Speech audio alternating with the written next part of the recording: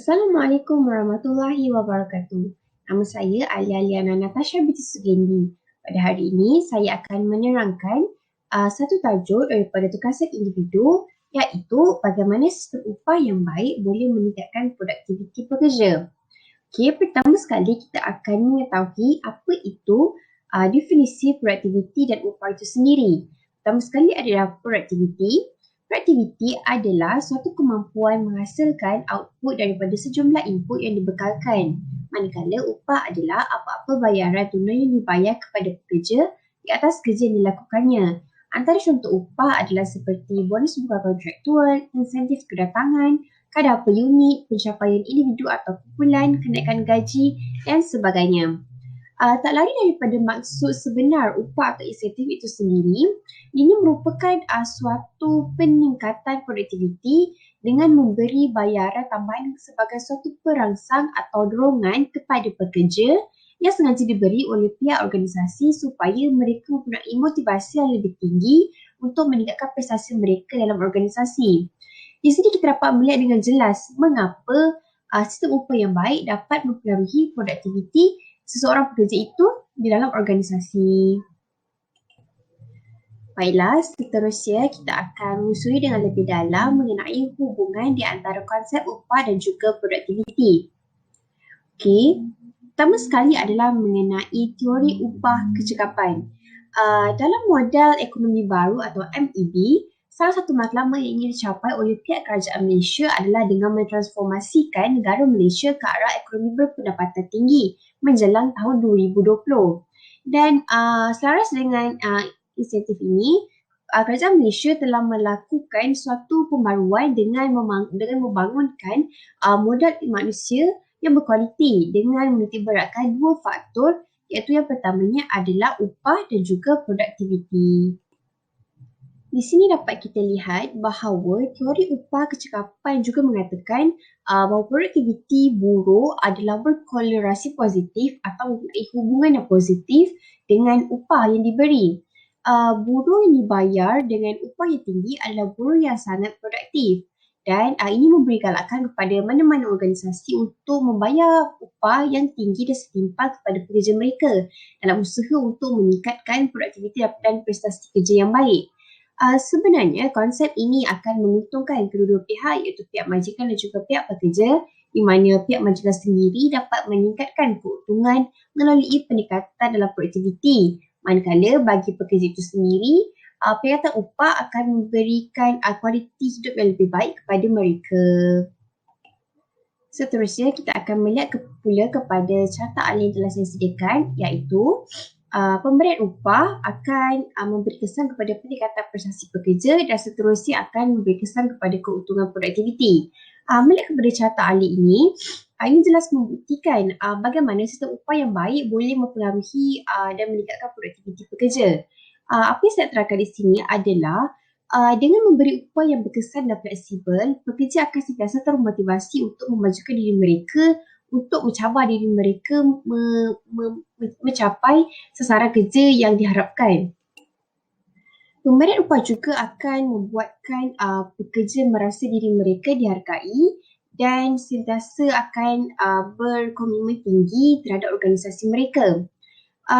Upah yang baik dapat mempengaruhi produktiviti pekerja juga dapat dilihat apabila wujudnya pengalakan kerja berkumpulan, di mana pemberian upah akan mempunyai hubung kait dengan insentif berkumpulan atau kelompok, dan ini sebanyak akan membantu dalam menjalankan kerjasama yang baik antara ahli pasukan. Secara tidak langsung, ini akan meningkatkan produktiviti dan prestasi syarikat. Sistem upah dan insentif yang berkesan juga berpotensi dalam meningkatkan moral serta tahap kepuasan pekerja di tempat kerja. Semakin tinggi moral pekerja di tempat kerja, maka semakin akan berkurang masalah disiplin dan masalah ketidakhadiran serta kursi ganti di tempat kerja. Ia juga akan dapat mengurangkan kos-kos pentadbiran seperti kos perekrutan, latihan, pembangunan dan sebagainya.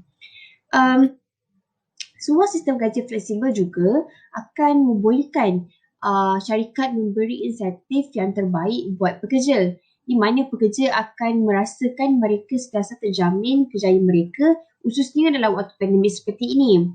Dan ini akan menyebabkan jumlah output yang dihasilkan oleh pekerja akan sentiasa berada pada tahap yang optimum dan terbaik kualitinya kerana mereka sentiasa bersemangat dan gembira di tempat kerja. Pekerja pastinya mengharapkan bonus dan insentif yang besar daripada pihak organisasi, dan ini akan membuatkan mereka sentiasa yakin dan ingin terus kekal dalam organisasi.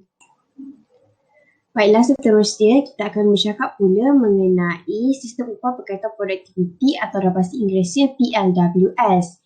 Selaras dengan hasrat kerajaan untuk mencapai sebuah negara yang berpendapatan tinggi, pihak kerajaan telah melaksanakan suatu insentif yang diperkenalkan atas nama sistem PLWS atau nama panjangnya adalah sistem upah berkaitan produktiviti ataupun dalam bahasa Inggerisnya Productivity Linked Wage System atau PLWS. Kita akan melihat dahulu apa itu definisi PLWS. PLWS adalah sebuah sistem yang menjalankan hubungan yang rapat di antara konsep upah dan produktiviti dengan tujuan utamanya untuk meningkatkan daya saing negara.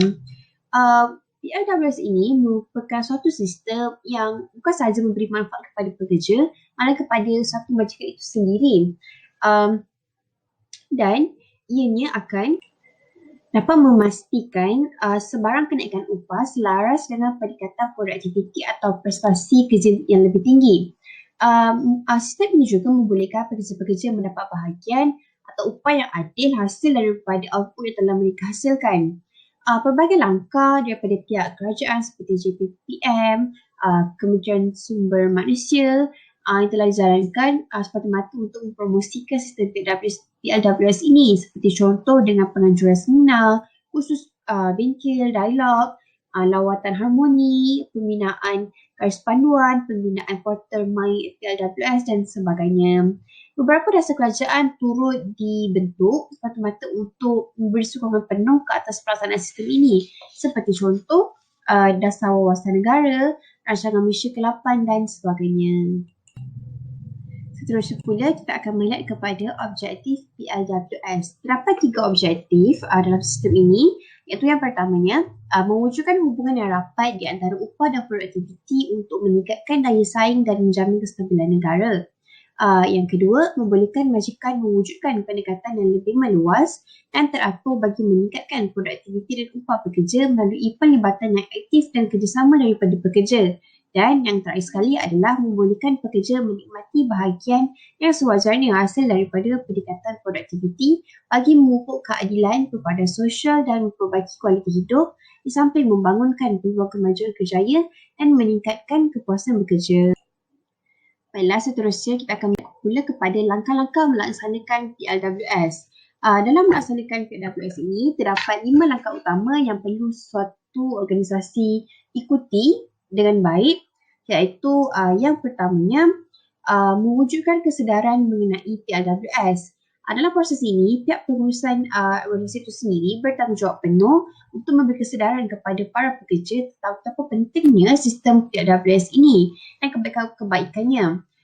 Pembicaraan dua hala antara majikan dan juga pekerja perlu kerap dilakukan secara berkala supaya pekerja sentiasa memberi maklum balas yang positif dan kita dapat mengetahui sama ada pekerja itu benar-benar boleh menerima dan memahami sistem ini dengan baik. Langkah kedua pula adalah pembentukan alat-alat pengukuran. Di sini, pihak organisasi perlu menubuhkan suatu jawatankuasa dalaman untuk menjalankan tugas-tugas khusus mengenai PLWS yang terdiri daripada pekerja dalaman sendiri. Dan suatu sistem penilaian prestasi yang sewajarnya perlu dibentuk supaya kedua-dua pihak jelas mengenai pelaksanaan sistem ini dan mereka mengetahui di mana paras output yang mereka disasarkan untuk capai. Dan ini juga bagi mengelakkan berlakunya perselisihan faham di antara majikan dan juga pekerja dalam proses penilaian prestasi yang ingin dijalankan. Yang ketiga pula adalah peralihan kepada sistem baru. Seperti kita tahu, untuk mengadaptasikan suatu sistem yang baru bukanlah mengambil masa yang mudah dan sikat. Dan pastinya para pekerja juga perlulah diberi masa untuk mereka mengadaptasikan norma yang baru seperti PLWS ini. Dan pekerja perlulah betul-betul memahami bagaimana sistem ini perlu dilaksanakan. Dan sebuah kelonggaran dalam tempoh pelaksanaan sistem baru ini perlu diberi kepada pekerja supaya mereka dapat menerima maklumat berkaitan sistem ini dengan baik dan juga mungkin daripada sarangan daripada pekerja itu sendiri dapat diterima. Dan yang keempat adalah pelaksanaan PRWS. Dalam melaksanakan PRWS ini, terdapat beberapa kaedah yang boleh dilaksanakan dan dipilih oleh pihak majikan bergantung kepada industri dan juga persetujuan antara mereka dengan pekerja mereka. Antara contoh-contoh modal kaedah pelaksanaan sistem ini yang boleh dipilih adalah seperti modal berasaskan keuntungan, modal berasaskan produktiviti dan juga modal campuran. Langkah terakhir adalah semakin berterusan dapat membaikkan PLWS sedia ada. Seperti kita tahu, proses kawalan di akhir sekali perlu dilaksanakan supaya semakan berkala boleh dibuat dan sekiranya terdapat kelemahan perlulah ditambah baik dari semasa ke semasa bergantung mengikut kepada situasi ekonomi dan juga prestasi syarikat semasa. Seterusnya, kita akan bercakap pula mengenai kebaikan sistem PLWS ini. Sistem yang baik seperti ini sudah pastinya mempunyai pelbagai kebaikannya tersendiri. Dan yang pertama adalah pembayaran upah akan diselaraskan mengikut prestasi ekonomi dan ini akan mengurangkan impak negatif terhadap masyarakat. Impak negatif di sini saya masukkan adalah seperti mogok, kadar pusat ganti tinggi, hasil output tidak berkualiti dan sebagainya. Dengan adanya sistem upah yang baik seperti PLWS ini, pekerja akan sentiasa terdorong untuk menghasilkan output yang baik dan menunjukkan prestasi kerja yang terbaik serta akan menabur komitmen yang sebaiknya kepada organisasi. Yang kedua pula adalah menjamin kestabilan pekerjaan dan mengurangkan risiko berlakunya pembuangan pekerja sewaktu kelembapan ekonomi. Seperti yang kita tahu, sewaktu pandemik COVID-19 seperti ini adalah menjadi kewajipan buat pihak majikan untuk sentiasa menjaga kebajikan pekerja mereka dan membantu pekerja-pekerja dari segi meningkatkan taraf kehidupan mereka dengan mewujudkan sistem pemberian gaji yang baik. Begitu saja, jaminan kerja yang baik kepada pekerja juga akan membuatkan pekerja berasa yakin dengan pihak organisasi dan mereka akan memilih untuk sentiasa kekal di dalam organisasi tersebut. Kebaikan ketiga pula adalah mewujudkan situasi menang-menang bagi kedua belah pihak. Seperti saya telah nyatakan tadi, kedua-dua pihak iaitu majikan dan pekerja mendapat untung daripada sistem PWS ini. Di mana dari sudut pihak majikan, sistem ini akan menggalakkan pengurus atau penyelia untuk berkomunikasi secara terbuka bersama pekerja mengenai jangkaan dan matlamat prestasi yang ingin mereka capai. Dan bagi pihak pekerja pula, pekerja akan sentiasa rajin dan bersemangat serta sanggup bekerja kuat demi merealisasikan matlamat yang telah disasarkan buat mereka. Yang keempat pula adalah meningkatkan motivasi pekerja dan kepuasan pekerja. Seperti kita tahu, semua orang bekerja untuk mendapatkan wang dan juga ganjaran. Dan saya pasti mana-mana pekerja daripada mana-mana organisasi pastinya akan berasa gembira dan selesa bekerja sekiranya mereka dibayar dengan sejumlah wang yang banyak dan setimpal dengan hasil output yang mereka berikan. Dan insentif kewangan ini berkait rapat dengan motivasi dan kepuasan pekerja itu sendiri. Dan ini amat penting untuk memastikan pekerja sentiasa selesa bekerja. Hari sekali adalah kesimpulan. Organisasi perlu bertindak balas secara cepat terhadap persekitaran perniagaan yang sentiasa berubah termasuk membuat penyelarasan segera terhadap kos upah buruh. PWS ini adalah suatu inisiatif yang terbaik yang diasaskan oleh pihak kerajaan yang membolehkan syarikat-syarikat di Malaysia ini menguruskan kos upah mereka dengan baik yang membolehkan mereka menjadi syarikat yang lebih berdaya maju yang juga dapat memberi jaminan pekerjaan, keselamatan pekerjaan kepada pekerja mereka. Dan sistem ini bukan sahaja memberi faedah kepada majikan, malahan pekerja itu sendiri sebagai sumber manusia dan juga memberi impak positif kepada negara dalam membangunkan ekonomi semasa. Sekian, terima kasih.